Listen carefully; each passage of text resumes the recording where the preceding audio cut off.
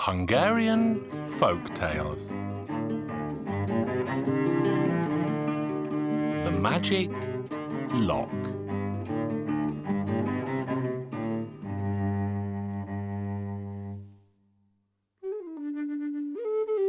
Once upon a time, long ago and far away, there lived a poor woman and she had one son.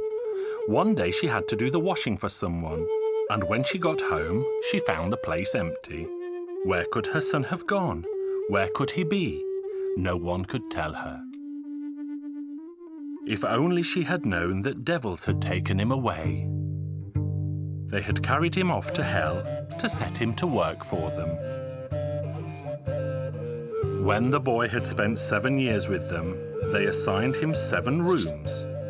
He had to do everything: sweep them, clean them, dust them up, anything and everything he had to do. Now in the 7th room there was a lock, a magic lock, and in that lock lived 12 devils. He worked and worked on that lock until he eventually stole it. He escaped from those devils and went straight off home to his mother. Now what did he say to his mother? He said, "Mother, go to the king and ask him for his daughter's hand, for I would like to take her as my wife." Off went his mother to the king and asked for his daughter as a bride for her son. The king roared with laughter at the idea of such a lad wanting his daughter in marriage, so he said, "Listen, my dear, I'll give my daughter to your son if during the night he can root up and destroy the forest that surrounds the village.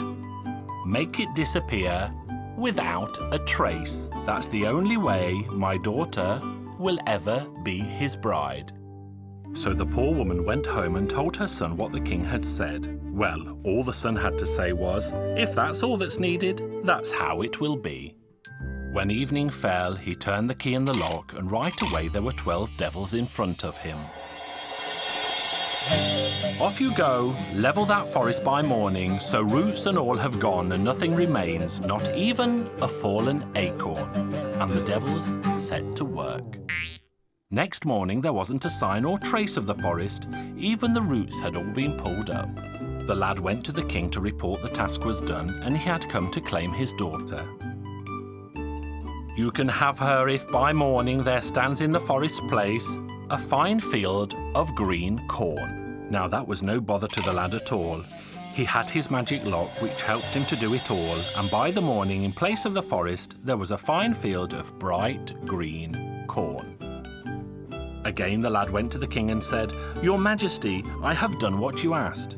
The king looked out and saw the fine corn, but all he said was, "Well indeed, you've done all your tasks. I'll give you one more.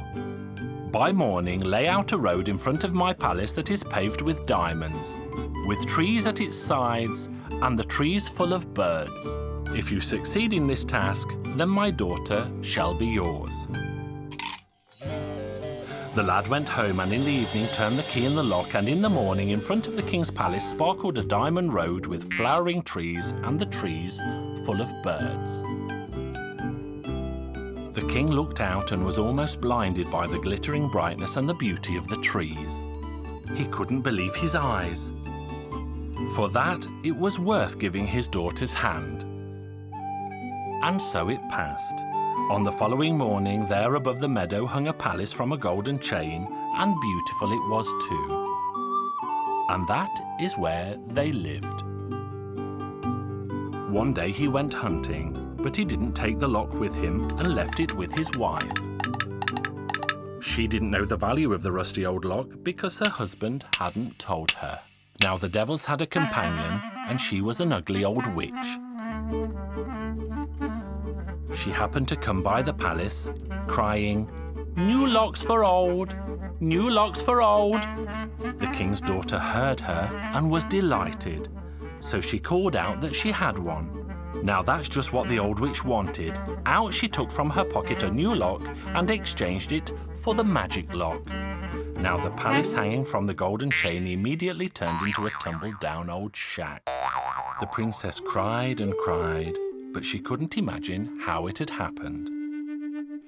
When her husband came back, he almost fell over when he saw the tumble-down shack standing where his fine palace should be.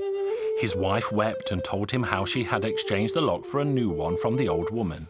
Her husband was consumed by sorrow when he heard this. But he pulled himself together, went to the king, and told him the full and short of it. Off you go to Mother Moon, who is all of 100 years old, and perhaps she will put things right.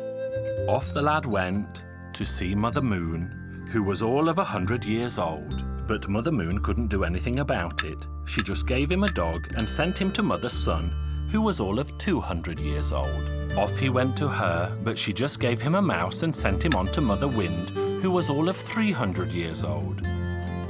He told her why he had come, and she gave him a cat, and told him that there on an island in the middle of the deep blue sea lived an old witch, and it was she who had the lock. Wasn't he the happiest man there was? He did what he was told and went off to where Mother Wind told him to go. His way to the island wasn't easy, what with the mouse and the cat and the dog, but once they were there, it took the three animals no time at all to bring him the lock. When they got home, the young husband of the king's daughter turned the key in the lock, and straight away the palace was hanging there in its old place from a golden chain. The young pair were so happy, and they lived happily ever after.